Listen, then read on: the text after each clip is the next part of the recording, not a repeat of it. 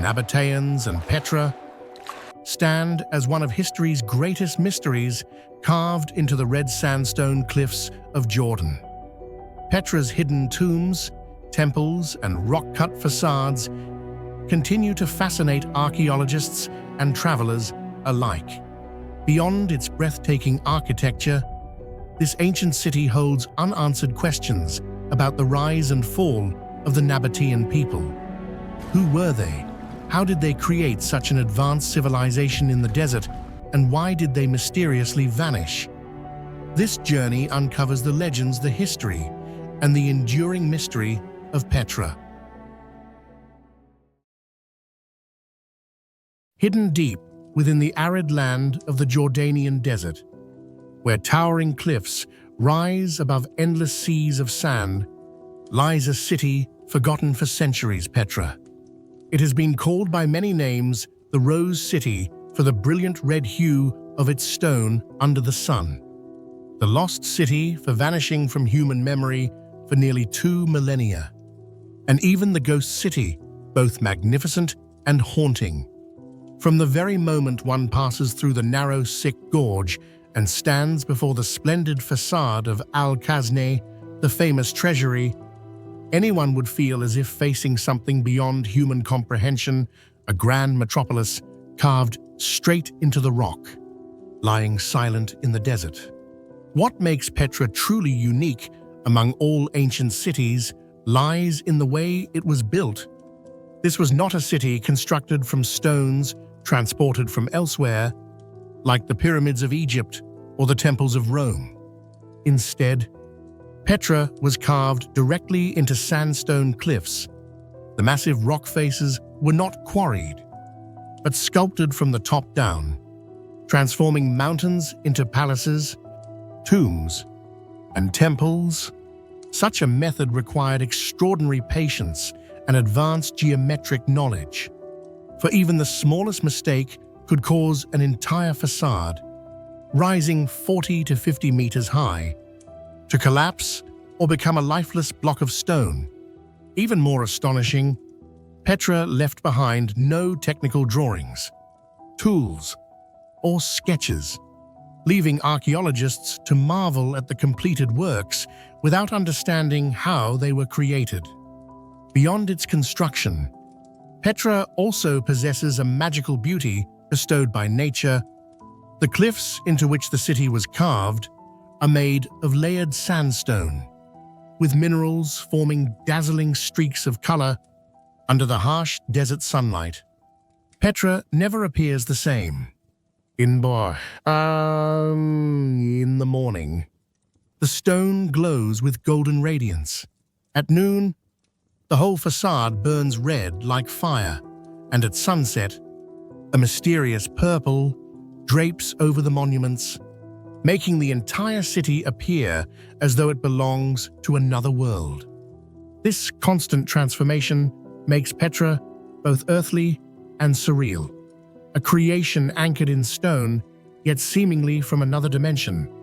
It is no wonder that in the 19th century, British historian and poet John Burgon exclaimed his immortal words upon first hearing of Petra, a rose-red city, half as old as time, a crimson city, ancient as time itself. Although Burgon never set foot in Petra, only hearing explorers' accounts, he sensed both its grandeur and its mystery. His verse became timeless, forever tied to Petra's image in the human imagination, as if the city were a bridge between reality and legend. Yet behind its mesmerizing beauty lies a cascade of unanswered questions. Who built Petra? These monumental structures belonged to the Nabataeans, a little-known people who suddenly appeared in history and disappeared just as swiftly. But their true origins remain unclear. Did they come from the Arabian Peninsula, or inherit knowledge from some lost, ancient civilization? Why did they choose such a remote, harsh desert site for their stone-carved capital? Was it Petra's isolation and strategic location that protected them from enemies while granting control of the vital incense trade routes linking east and west. And in the end, what caused this once prosperous civilization to vanish almost without a trace, leaving behind a magnificent city buried beneath centuries of sand? Thus, Petra is not merely an archaeological heritage site. It is a challenge posed by history, an open-ended question that continues to fascinate researchers, historians, and travelers across the world. Every stone wall, every narrow path of the sick, every colossal column carved into rock whispers of an unfinished story. Standing before Petra, one does not only confront a human masterpiece, but also feels the fragility and enigma of time, a force that swallowed an entire civilization, yet preserved within the stone secrets still waiting to be revealed. Petra, the Crimson City, half as old as time itself, endures as a strange witness of history, both tangible and illusory. It reminds humanity that no matter how far we advance, there will always be questions from the past that remain eternal challenges to our intellect and imagination. In human history, there are peoples who left only faint traces, almost like fleeting shadows across the canvas of time. The Nabataeans are one such example. They emerged from the darkness of the desert, appeared suddenly, and vanished just as abruptly, leaving behind more questions than answers. Unlike Egypt, with its millennia of stone-carved inscriptions, or Greece, with its treasure trove of philosophy and epic poetry, the Nabataeans left very little written record of themselves. Their origins, therefore, remain a mystery. Many scholars suggest they were originally nomadic Arab tribes wandering the barren peninsula, surviving through livestock herding and their skills in enduring harsh environments. Yet some bolder theories propose could it be that they inherited part of the legacy from ancient civilizations now lost, and that very inheritance allowed them to flourish at an astonishing pace. From within their simple tents, the Nabataeans demonstrated a unique capability, adaptability, and trade. They not only knew how to survive in the desert, where death lurked behind every thirst, but also how to turn its challenges into advantages. By the 4th century BCE, as great empires such as Greece, Persia, and Rome were shaping the world, the Nabataeans gradually gained control over a commodity more precious than gold: incense, frankincense, myrrh, and aromatic resins from Arabia and Yemen were treasures highly sought in Egypt, Rome, and ancient Greece, used in religious rituals, medicine, and luxury goods. With their settlements strategically located at the crossroads between the Arabian deserts and the Mediterranean, the Nabataeans became the gatekeepers of global trade at that time. From camel caravans trudging through the night to escape the scorching sun, they built a sophisticated transport network. They knew where hidden wells lay beneath the sand, how to store and distribute water, and how to evade enemies through treacherous canyons. Soon, from being mere guides, they rose to become masters of commerce. Wealth poured in from every drop of incense burning on Roman altars, from every jar of resin used in Egyptian medicine, from every luxury good displayed at Greek banquets. The barren desert, in the hands of the Nabataeans, was transformed into an invisible gold mine. This prosperity propelled a historic turning point. The Nabataeans abandoned their nomadic way of life to construct an eternal stone capital. It was an unusual decision, for nomadic tribes were accustomed to moving with the seasons, evading heat and drought. But the Nabataeans were different. They chose to settle not just anywhere, but in a rugged sandstone valley accessible only through narrow, sick gorges, that place became Petra, the rose-red jewel of the desert, the beating heart of a rising commercial empire. The fact that a nomadic community erected such a colossal stone city astonished archaeologists. There were no gradual experiments with mud brick or small stone walls. Petra seemed to emerge whole and complete from the very beginning. This sparked a burning question. Where did the Nabataeans acquire such advanced techniques? Did they discover it themselves? Or was there a mysterious source of knowledge passed down from vanished civilizations? Whatever the answer, Petra stands as proof that from the shadows of the desert, a seemingly obscure people could step on to history's grand stage, transforming tents into stone palaces and turning the desert into the commercial hub of the ancient world. And from that moment on, the Nabataeans were no longer mere nomadic tribes. They became rulers of a kingdom, inscribing their name on the map with monuments built to endure the ages. Yet their sudden rise only deepened the enigma surrounding them.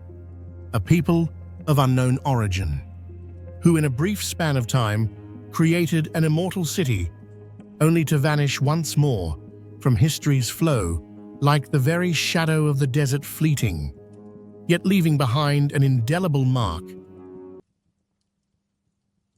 Hidden within the arid deserts of Jordan, Petra is not merely a city carved into stone, but a symbol of the harmony between nature and human ingenuity.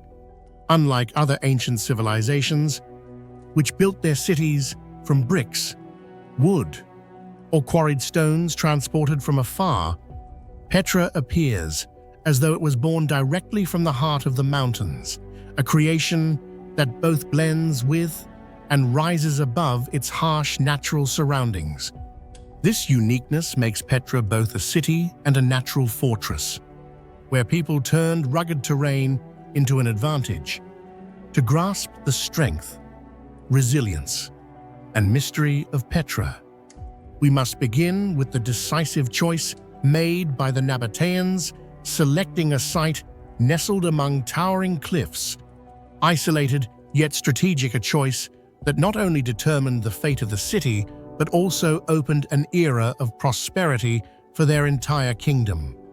Petra did not arise by chance in its remote corner of the Jordanian desert.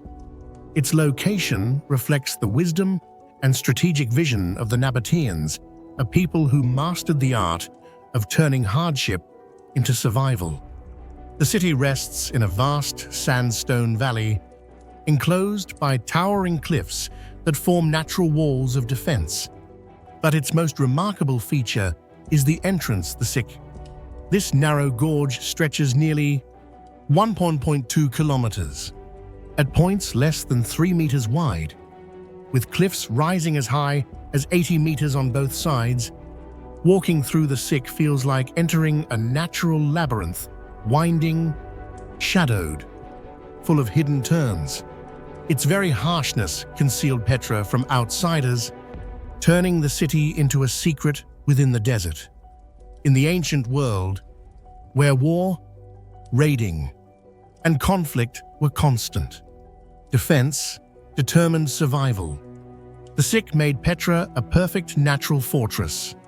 A small band of Nabataean soldiers could block the entrance and halt even a mighty army.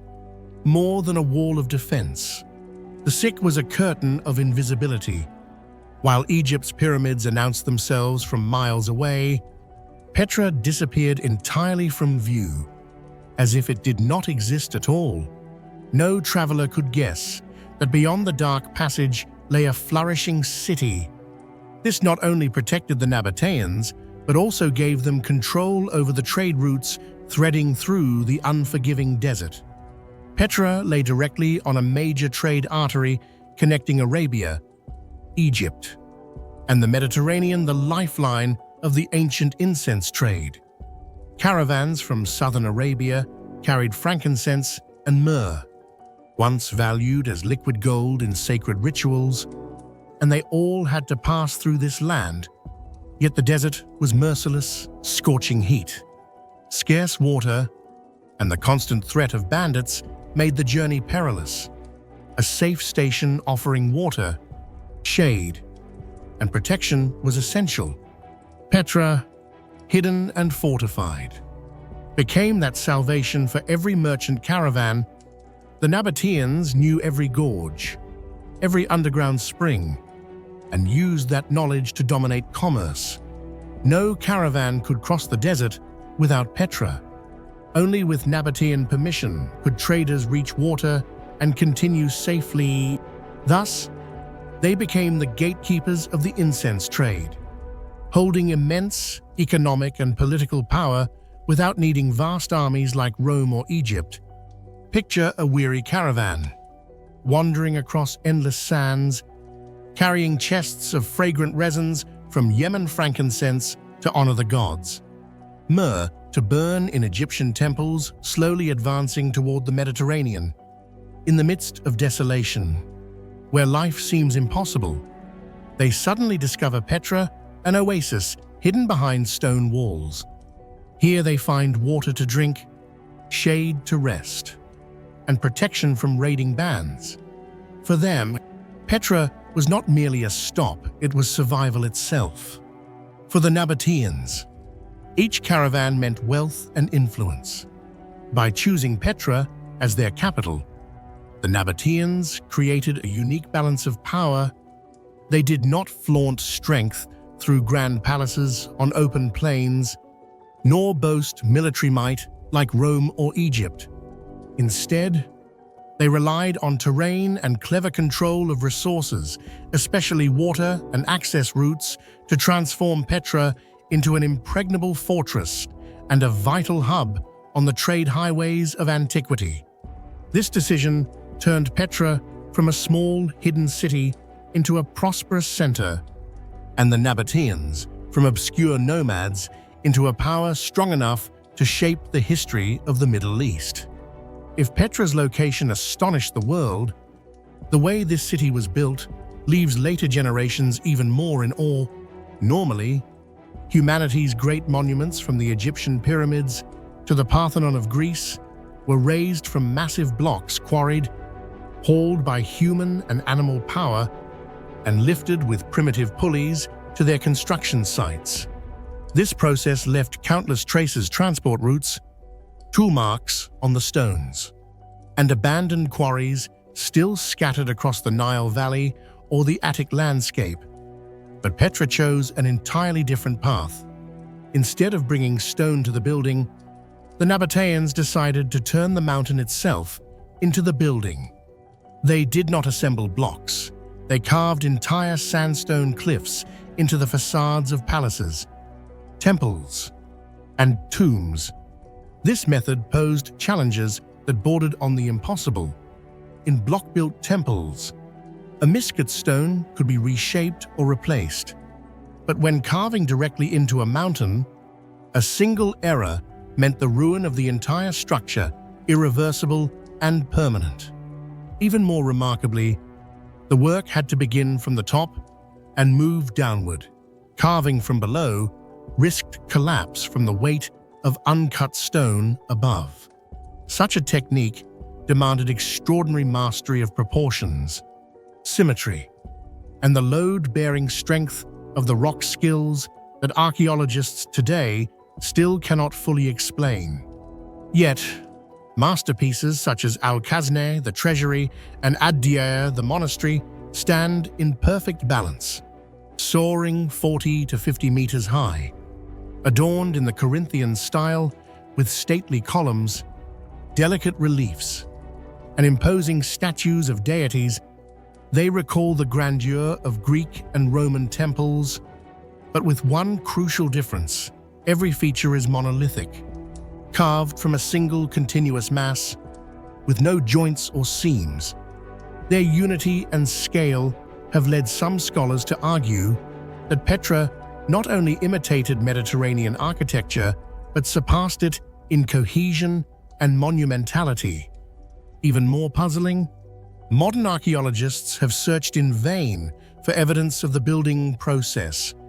There are no surviving blueprints, no specialized tools, no signs of gradual trial and error. All that remains is the finished product, a stone city, flawless and immense, rising from the desert.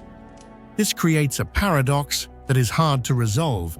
Did the Nabataeans somehow leap directly into perfect technique, skipping the apprenticeship stages seen in other civilizations? In architectural history, the developmental path is usually clear. Egyptians advanced from step pyramids at Saqqara to the smooth perfection of Giza. Greeks moved from wooden shrines to marble temples. But in Petra, that learning curve is absent. From their earliest monuments, the Nabataeans produced massive facades and intricately carved tombs with a precision that still humbles modern engineers. Some theories claim they borrowed techniques from Greece, Egypt, or Rome. Yet the timelines do not align when Petra reached its peak. Many comparable Roman works had not yet been built. This leads to bolder speculations. Perhaps the Nabataeans invented independently, or perhaps they inherited fragments of a hidden legacy from an even older, vanished civilization. Whatever the truth, the fact remains undeniable. Petra is evidence of a city that did not grow through the usual gradual evolution, but emerged in its final form, complete and perfect. A technology that revealed no beginnings, left no record of transmission, and burned bright for only a brief moment before vanishing. It flared like a sudden flame in the desert, dazzling, ephemeral, leaving behind for posterity a city of wonders and an enigma that has never been solved. If one were to look at Petra only through its stone-carved monuments, it might seem like nothing more than a vast necropolis, a heritage of tombs for the dead, rather than a vibrant city for the living.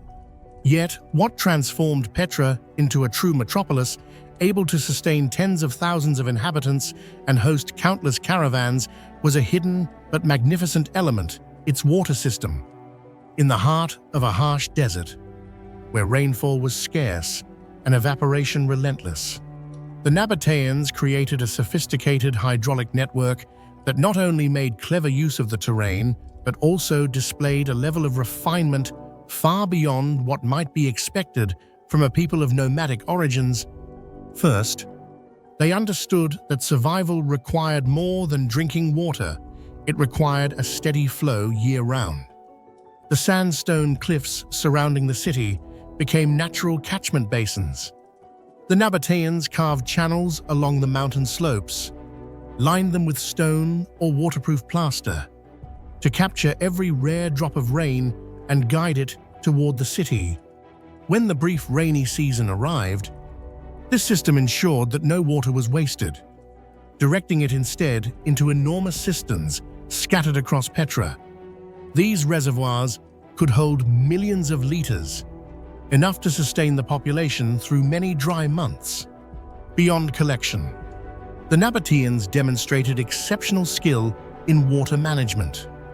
They installed underground ceramic pipelines that carried water to marketplaces and homes, giving Petra a distribution network comparable to that of Rome's great cities. In some respects, they went even further. Channels were engineered to slow the flow, so that flash floods from the highlands would be tamed rather than devastate the city. They even devised methods of sedimentation, filtering out silt and sand to keep the supply clean for daily use. Thanks to these innovations, Petra, set in one of the harshest regions of the Middle East, was transformed into a vast oasis in the desert. While most desert communities could support only a few hundred residents, Petra grew into a flourishing hub, able to shelter and supply thousands of merchants each year.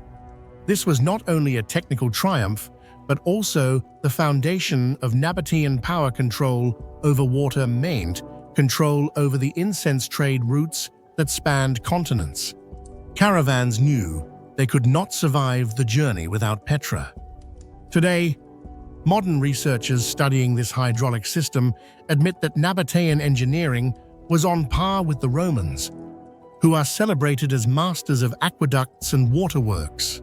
In certain aspects, the Nabataeans may even have surpassed them, for they achieved such sophistication in an environment far harsher. And this leaves a great unresolved question.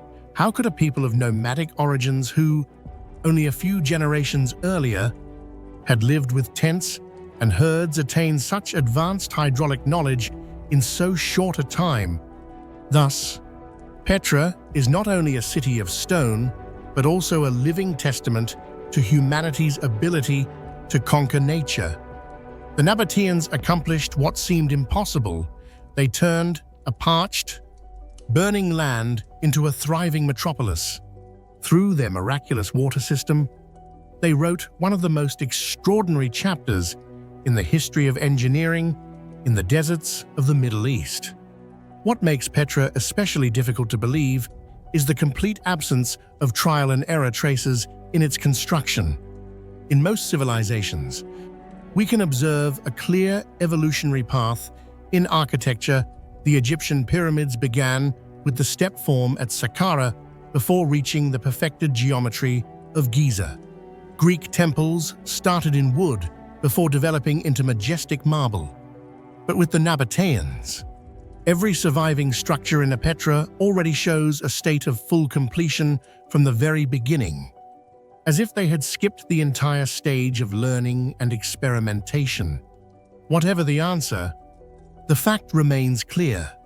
Petra represents a technology that did not evolve step by step, but appeared already perfected and disappeared just as perfectly.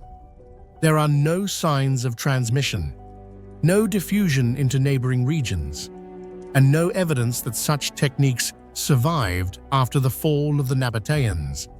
It was like a sudden flame, blazing in the desert, brilliant for a brief moment, then extinguished, leaving to posterity a city of wonders both glorious and a lasting challenge to history's attempts at explanation. Petra is not merely a city of stone, but a miraculous synthesis of nature and human ingenuity. The location chosen by the Nabataeans, a secluded valley, accessible only through the treacherous Sikh, turned it into an impregnable natural fortress. Yet they did not stop there. With extraordinary intelligence and advanced skill, they carved mountains into palaces, transforming barren cliffs into magnificent facades that seemed to emerge from legend itself. Most astonishing of all, they accomplished the impossible, taming water in a parched land, creating a thriving metropolis in the desert where tens of thousands of inhabitants lived, and caravans from every corner of the ancient world found refuge.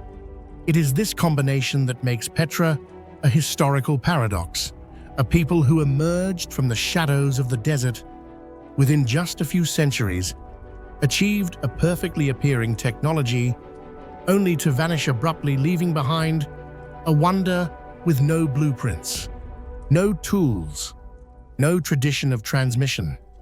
Petra was like a brilliant flame that blazed briefly, illuminating an age, then was extinguished, yet leaving behind an undying radiance. Today, with every step taken through the narrow gorge of the Sikh, one feels unmistakably that this is not merely a dead city, but a living enigma continuing to stir human imagination and challenge our understanding of history. Behind Petra's majestic facades, beyond the rose-colored cliffs carved into tombs and palaces, lies a vibrant human world where religion, commerce, art, and daily life merge into a unique whole. Nabataean society was not merely the result of a nomadic tribe growing wealthy through control of the incense trade, but the product of an unprecedented East-West cultural exchange. Here, Greek, Roman, Arab, and even Eastern influences converged and intertwined, shaping a distinctive identity that elevated Petra far beyond a desert city, turning it into a lasting testament to human intellect and creativity in history.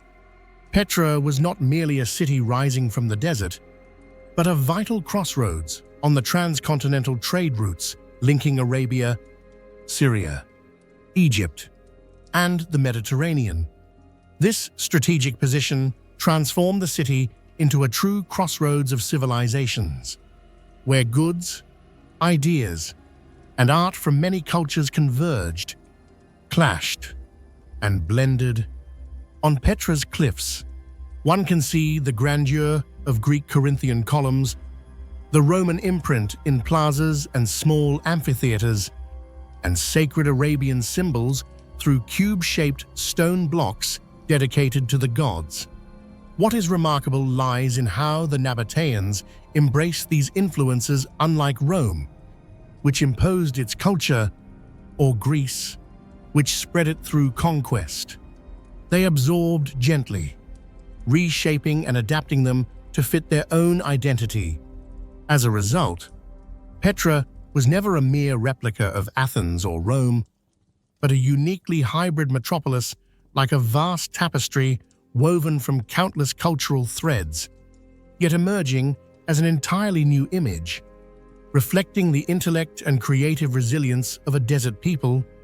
In the spiritual life of the Nabataeans, religion played a central role in uniting the community and shaping cultural identity. At the heart of this belief system was the god Dushara, Lord of the Mountain, the supreme guardian deity tied to the majestic cliffs surrounding Petra. Unlike the Greeks or Romans, who sculpted detailed anthropomorphic statues, the Nabataeans chose to represent Dushara through cubic or cylindrical stone blocks. This abstract expression reflected their view that divinity could not be confined to human form, while honoring the transcendence, mystery, and unknowable essence of the sacred. Alongside Dushara, the goddess Al-Uzza held equal importance, associated with the morning star, fertility, and the regenerative power of Mother Earth. Through cultural exchange, Al-Uzza was often identified with the Greek Aphrodite or Roman Venus. Yet, in Nabataean belief, she retained a unique character, both a symbol of beauty and a source of protective, life-giving strength. Other deities, such as Manat, Lat, and numerous local Arabian gods, completed a rich and diverse religious tapestry. What stands out is their method of adaptation. Instead of discarding old gods when encountering Greek and Roman traditions, they skillfully merged names and images, creating a syncretic pantheon. This blending made Nabataean faith both familiar to foreigners and rooted in its Arab essence, a testament to the adaptability and creativity of a people living at the crossroads of civilizations. Language and writing are often regarded as the keys to unlocking the understanding of a civilization. Yet for the Nabataeans, they represent the greatest void. They possess their own writing system, developed from the Aramaic alphabet. But what survives today is exceedingly scarce. On the cliffs of Petra, on tombstones, or carved inscriptions, we find only short lines, names of individuals, dedications, or trademarks, but no lengthy texts, no chronicles, no recorded myths. This absence leaves later generations almost powerless to grasp the deeper dimensions of their spiritual and intellectual life. Scholars suggest that the Nabataean language was a transitional stage, a crucial link in the development of Arabic. This means that even with so few remnants, the Nabataeans still played an important role in the linguistic evolution of the region. Yet compared with the Egyptians, who left thousands of inscriptions on papyri and temple walls, or the Mesopotamians, whose clay tablets brim with cuneiform The Nabataean legacy of writing is but a series of broken echoes, faint voices lingering on desert cliffs. We can hear those echoes, sense the presence of a language that once lived, but cannot weave them into a complete story. And it is this very silence that makes Petra and the Nabataeans all the more mysterious, as if they deliberately left history a void, challenging every effort of human decipherment. What earned Petra its prosperity and the title of the rose-red city of luxury was the incense trade commodities once valued even more highly than gold in the ancient world. Frankincense, myrrh, and aromatic resins were not only religious offerings, but also symbols of power and prestige. Every drop of frankincense burning on Jupiter's altar in Rome, and every plume of incense rising in Egypt's temples, may well have passed through Petra, which served as a major hub of exchange. Yet the Nabataeans' commercial strength did not stop there. They also traded in African gold, ivory from Sudan, gemstones from India, and countless other luxury goods, turning Petra into a nexus of commerce linking Asia, Africa, and Europe, thus in the heart of an unforgiving desert. Its inhabitants lived surrounded by treasures, Greek wine jars, Roman glassware, and Eastern silks.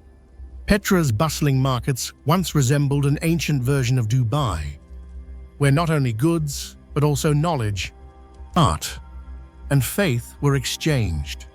Archaeological finds, Greek pottery fragments, Roman glass, and small Egyptian idols stand as vivid proof of this cultural interplay, showing that Petra was not merely a trading city, but a true crossroads of civilizations, where the ancient world found connection and fusion.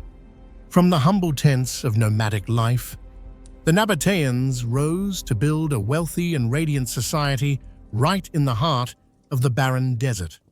That prosperity was largely sustained by a trans-desert trade network, with Petra serving as the central hub connecting routes across 3 continents. Yet this very reliance on trade also made their foundations fragile. A shift in routes or the rise of a stronger power could shake their stability. History shows that Petra, despite its splendor, could not escape this harsh reality. Still, at its height, the Nabataeans created a remarkable social tapestry, blending East and West, worshipping local deities while integrating foreign ones, using a writing system obscure yet pivotal in the formation of Arabic, and living in luxury by transforming a desolate desert into an international trade center. All of this makes Petra not merely a city of stone, but a lasting testament to human creativity, adaptability, and the enduring mystery of people confronting the fiercest challenges of nature. There are moments in history when a people once thought small and almost anonymous suddenly rise to hold a central role in regional trade and power. For the Nabataeans, that moment came between the 1st century BCE and the 1st century CE.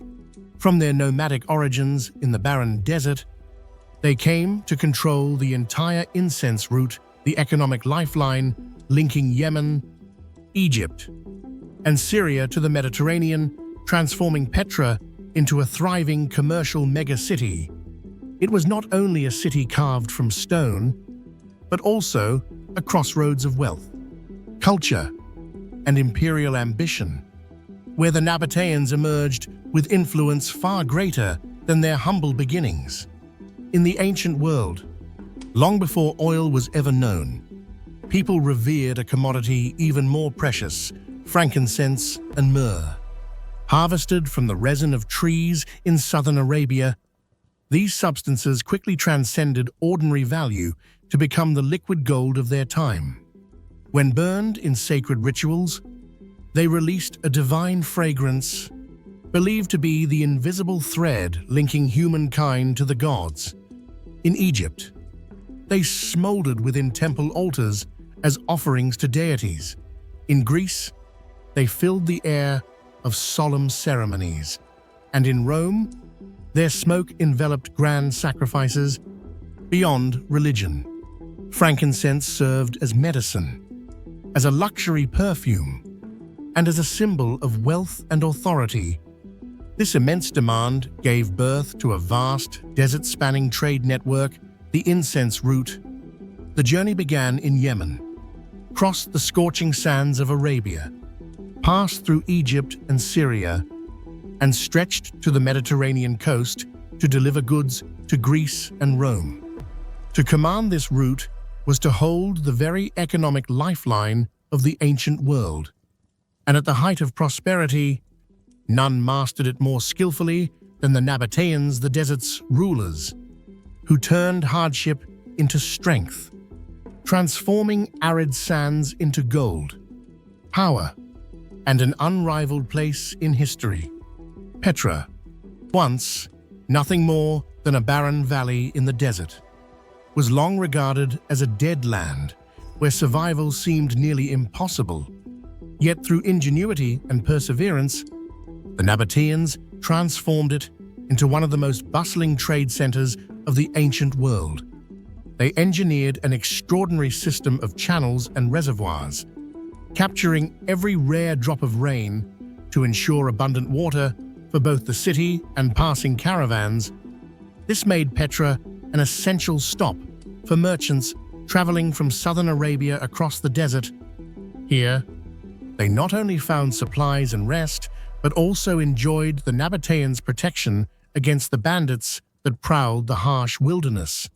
In return, the Nabataeans collected tolls, imposed taxes, and offered transport services, quickly turning Petra into a global toll station through which every luxury good had to pass. Thanks to this strategic position, Petra flourished into what could be called an ancient Dubai in the heart of the desert.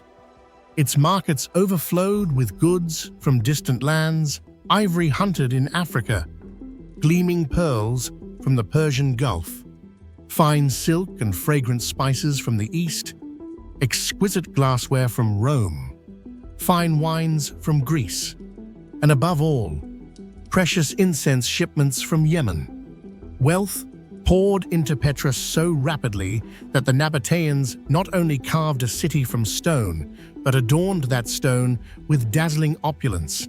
Cliffs were transformed into magnificent tombs, decorated with gold and silver, standing as vivid monuments to unprecedented prosperity and to a people's desire to etch their name forever into human history. Thanks to the immense profits from controlling the incense trade routes, the Nabataeans built a society that was both wealthy and powerful. Petra was no longer their only center, as their influence spread across the region, from Hegra, modern-day Al-Ula in Saudi Arabia, all the way to Damascus. The monuments they constructed inevitably drew comparisons with the grandeur of Egypt or Rome. Yet what stood out was their distinct identity, a fusion of classical Greek styles, native Arabian spirit, and the unique creativity of the Nabataeans themselves. This allowed them not only to assert cultural prestige, but also to leave an unmistakable mark on the architectural map of antiquity. Their strength was not limited to economics alone. The Nabataeans also knew how to use their wealth to maintain peace and consolidate political influence. Rather than confronting mighty empires like Rome or Greece head-on, they chose a path of flexible diplomacy, forming alliances when necessary to maintain balance, or remaining neutral to avoid being dragged into conflicts. Through this shrewdness, the Nabataeans preserved control of trade for centuries, maintaining independence amid surrounding powers eager to consume smaller states. This era stands as proof that true power did not lie solely in swords and armies, but also in the artful use of wealth and political intelligence. For Rome, The wealth of the Nabataeans was like a dazzling beacon in the desert, commanding admiration, while at the same time stirring an irresistible greed. In the Roman world, incense was not merely a luxury product for personal indulgence. It was a symbol of authority and grandeur. A truly powerful Rome had to possess temples shrouded in clouds of sacred smoke, ceremonies heavy with the fragrance of frankincense, and lavish banquets permeated with the scent of myrrh. To sustain such symbols, Rome inevitably depended on Petra, the city that controlled the flow of the ancient world's liquid gold. Roman historians recorded that the Nabataeans were so wealthy that they drank wine from golden cups and treated silver as worthless. To the Romans, this was both contemptible and enviable. They branded the Nabataeans as Arab barbarians, yet inwardly could not ignore the small nation that held the economic lifeline of the empire. Throughout the 1st century BCE, Rome repeatedly sought to interfere, but the Nabataeans, through shrewd diplomacy and clever trade strategies, managed to retain their grip on control. At times, they were even strong enough to manipulate prices, forcing Roman merchants to pass through Petra rather than take the sea routes. Such actions struck directly at the pride of a superpower. Inevitably, the respect Rome once held gradually transformed into an ambition of conquest, a hunger for domination that would haunt Petra for centuries to come. The 1st century BCE to the 1st century CE marked the pinnacle of Nabataean power. From nomads, they had risen to become global trade magnates. They built an immortal stone capital, engineered a miraculous water system, and lived in luxury amid a dead desert. This was Petra at its brightest, a rose-red city where stone and gold fused together.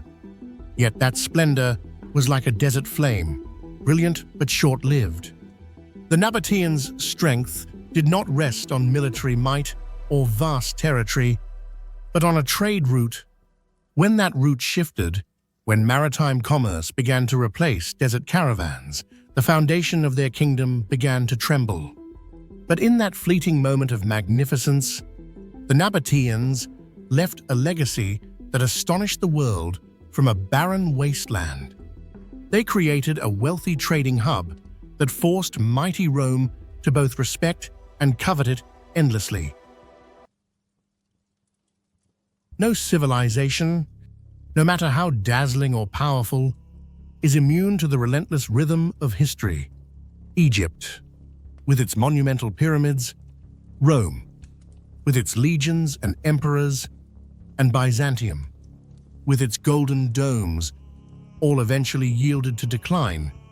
The Nabataeans, who carved Petra into rose-red cliffs and turned desert silence into a chorus of merchants and camels, believed their position unshakable, yet their empire collapsed with startling speed. From the 1st century AD, political threats from Rome, shifting trade routes to the sea, and natural disasters converged like pieces of a grim puzzle. The grandeur of Petra, once the pulsing heart of incense and spice trade across continents, began to fade, and the desert patiently prepared to reclaim what had once been its own. The decisive turning point for the Nabataeans came in 106 AD, a year that forever altered their destiny. For decades, Rome had watched Petra with a calculating eye, aware of its wealth from incense, spices, and caravan tolls, yet biding its time under Emperor Trajan, whose ambition pushed Rome's borders deep into the east. The empire finally acted. The Nabataean kingdom, prosperous but militarily fragile, could not hope to resist the might of Roman legions, an unstoppable machine forged by centuries of conquest. Without a great battle to defend their independence, Petra was absorbed into the new province of Arabia Petraea. From that moment, Petra ceased to be the proud, autonomous capital it once was. The Nabataeans still thrived as merchants, still filled the rose-red city with voices of trade. But the authority behind their prosperity had shifted. Taxes that once enriched their kings now flowed directly to Rome. The incense route, the artery that made Petra vital, was reorganized under imperial supervision. To outsiders, Petra's facades still gleamed in the desert sun, but its essence had changed. It was no longer the sovereign jewel of Arabia, but a colony whose fate was dictated by distant emperors in Rome. Beneath the illusion of grandeur, Petra had lost the very soul of its independence. If the Roman annexation struck Petra's political heart, the rise of maritime trade pierced its economic lifeline. For centuries, Petra's prosperity had depended on its monopoly over the incense and spice routes threading across the Arabian deserts, caravans laden with frankincense, myrrh, silk, and ivory wound through its canyons, filling the city with wealth from tolls and taxes. But in the early centuries AD, the mastery of seafaring revolutionized commerce. Shipbuilders perfected larger, sturdier vessels, navigators harnessed the monsoon winds of the Indian Ocean, and new ports along the Red Sea opened direct gateways between Arabia, India, and the Roman world. Suddenly, goods that once required weeks of dangerous travel across scorching sands could sail swiftly, cheaply, and securely by water. For Petra, this shift was nothing short of catastrophic. The city that once stood as the indispensable crossroads of continents became bypassed overnight. Caravans dwindled, markets fell silent, and the stream of revenue that had sustained Nabataean kings trickled to nothing. Wealth once concentrated in Petra now flowed into coastal ports, leaving the desert city stranded. The Nabataeans, whose genius lay in transforming hostile landscapes into a thriving trade empire, found their foundation eroding not by sword or siege, but by ships far beyond the horizon. In silence, Petra began to wither, its decline driven not by battle cries, but by the whisper of sails catching the wind. If political absorption into Rome and the loss of caravan trade had already drained Petra's strength, then the hand of nature struck the final, merciless blow. The region of modern-day Jordan sits upon a restless fault line, and through history it has been repeatedly shaken by violent earthquakes. For Petra, a city carved from stone but utterly dependent on fragile human engineering, these tremors became executioners. In the 4th century AD, one of the most destructive quakes shattered the city's delicate balance. Great facades of temples and tombs cracked. But even more devastating was the collapse of Petra's ingenious hydraulic system. For centuries, hidden channels and vast cisterns had captured every drop of desert rain, sustaining tens of thousands of inhabitants. When those lifelines fractured, reservoirs drained, and conduits split apart, the city could no longer sustain its dense population. The Nabataeans, by then assimilated into the Roman sphere, attempted repairs, but the damage was too immense, and the desert was unforgiving. Centuries later, in the 7th century, another massive earthquake struck. What remained of Petra's grandeur was undone in moments. Corinthian columns toppled like fragile reeds. Elaborately carved tomb facades split open, and entire districts collapsed into rubble. The hydraulic system, already crippled, was destroyed beyond recovery. From that point forward, Petra could no longer function as a living city.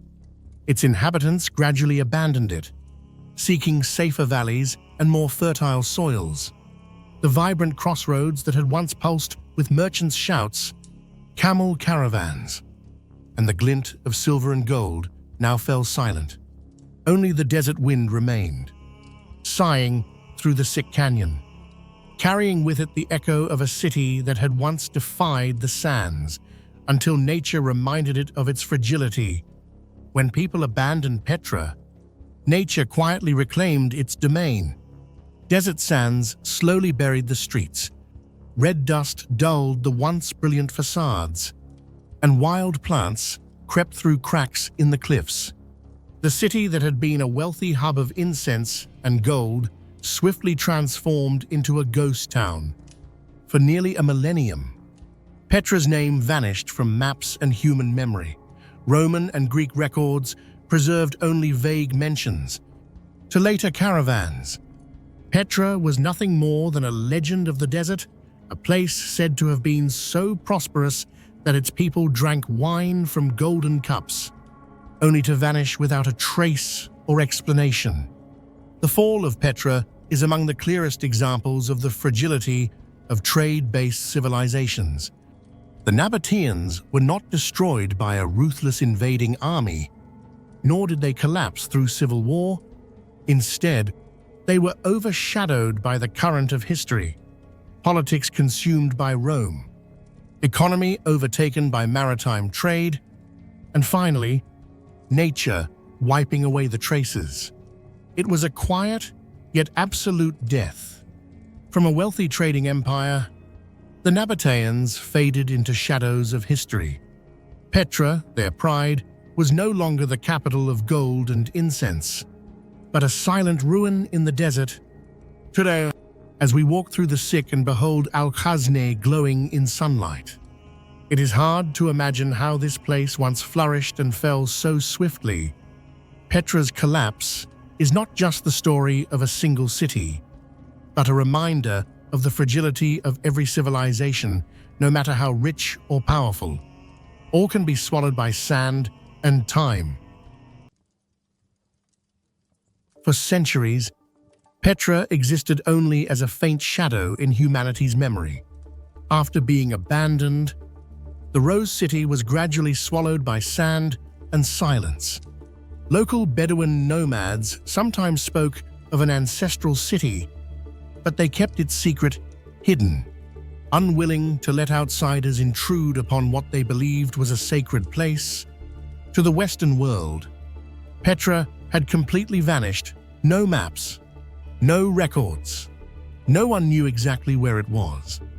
It was not until the early 19th century, amid Europe's surge of exploration and archaeology, that Petra was brought back into the light.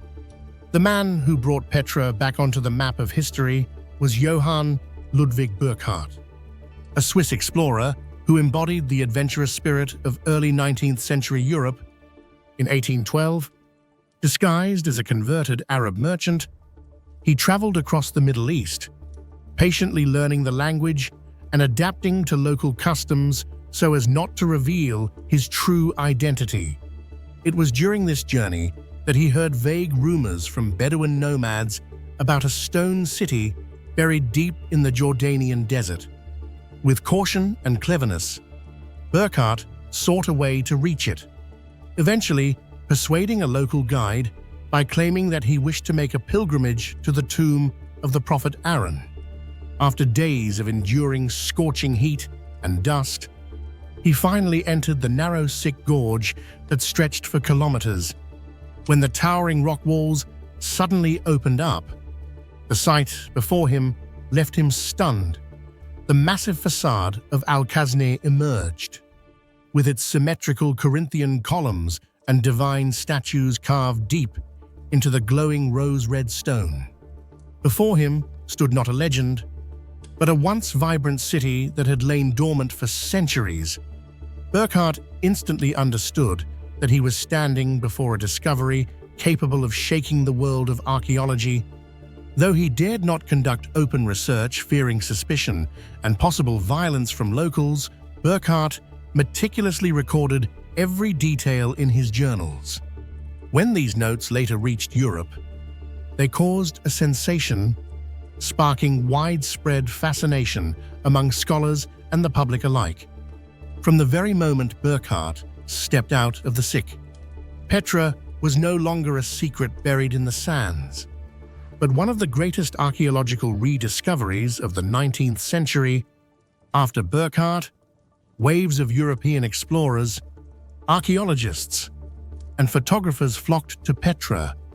They were astonished by its massive tombs, cliffs glowing in shades of red, orange, and purple under the sun, and its extraordinary architecture. Gradually, Petra entered popular culture, inspiring literature, art, and even cinema. In 1985, Petra was officially inscribed as a UNESCO World Heritage Site, praised as one of the most precious cultural treasures of mankind. In 2007, it was further voted as one of the new 7 wonders of the world, standing alongside the Great Wall of China and Machu Picchu. Each year, millions of visitors from across the globe travel to Jordan, walk through the sick, and witness the awe-inspiring sight that Johann Burckhardt first saw over 200 years ago. Today, Petra is not only a tourist destination, but also a global symbol of civilization's endurance.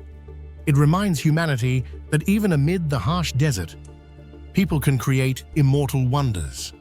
Although Petra has become one of the most renowned archaeological sites in the world, it still wears a cloak of mystery that continues to puzzle scholars and visitors alike. The first and most crucial question revolves around the true origins of the Nabataeans. Most historians believe they descended from nomadic Arab tribes in the south, living off their herds and survival skills in the harsh desert. Yet how could a nomadic people, within such a short span of time, achieve the level of sophistication required to construct monumental architecture and hydraulic systems rivaling those of Rome? One theory suggests they inherited knowledge from older civilizations that had already vanished: Assyria, Babylon, or perhaps even anonymous communities that left no trace in recorded history. This gap makes their story one of the great enigmas in the historical evolution of the Near East. It is not only their origins, but also their construction techniques that baffle modern experts.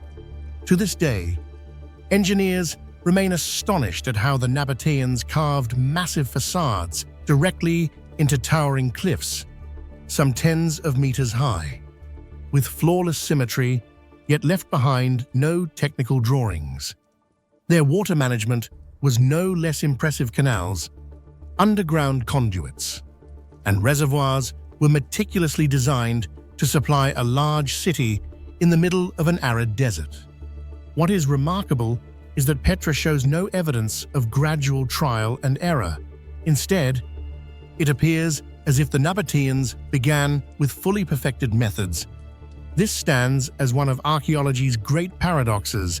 How could an ancient people bridge such a technological gap in a single leap? Equally perplexing is the question of why such a thriving commercial civilization vanished almost without a trace. The Nabataeans once controlled the vital incense route linking Yemen to the Mediterranean, becoming so wealthy that even Rome regarded them with both admiration and envy. Yet after Petra was annexed into the Roman Empire and maritime trade routes replaced desert caravans, the Nabataeans suddenly disappeared from history. Were they entirely assimilated into Roman society, dissolving to the point of invisibility? Did they abandon Petra and migrate elsewhere, carrying their secrets with them into oblivion? In reality, apart from Petra and a scattering of other sites, the Nabataeans left behind so little that some have even speculated they never truly existed as a great empire at all, but rather as a fleeting shadow in the flow of history. It is precisely these unanswered questions that make Petra today not only a monumental archaeological site, but also a living mystery. It challenges researchers fuels the imagination of humankind and reminds us that history is not always complete. Sometimes it is a vast silence, a blank space into which humanity must project its hypotheses, speculations, an enduring desire to discover. Standing before Petra today, visitors see not only a heritage site, but also feel a challenge. Questions about the Nabataeans' origins, their techniques, and their disappearance still hang in the air, making Petra not just an archaeological wonder, but a living mystery. Petra was once a bustling hub of trade, then became a ghost city swallowed by sand and time, only to be reborn in the imagination of humanity. Since 1812, it has continued to inspire archaeologists, historians, and dreamers in search of answers. But perhaps Petra's allure lies precisely in its elusiveness. It reminds us that history is not always an open book, but sometimes a half-closed door, leaving shadows for imagination to fill. Today, as the sun sets over Petra and the last light paints the cliffs red, people recall the immortal verse, "A rose-red city, half as old as time." That city, though fallen, still lives on in humanity's memory as both a testament to the greatness and fragility of civilizations. And Petra will stand there still, a question unanswered, challenging all who seek to grasp the fullness of the past.